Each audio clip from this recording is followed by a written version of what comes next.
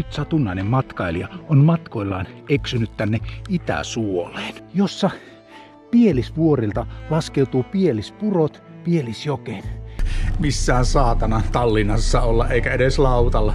Ei Keiranger vuonolla olla eikä Norjassa saa edes saatana kaljaa sunnuntaisin kaupasta. Että maapallo ei ole pyöreä, vaan se on litteä lettu.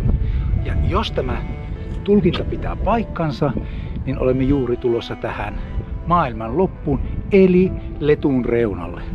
Lähdetään katsomaan tästä paikallista lepikkoa. Täällä mitään puita ole.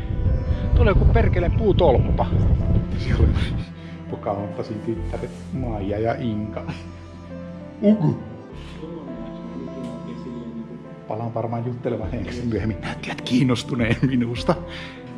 Intiaanien iso päällikkö, eli Big Chief Sitting Bull.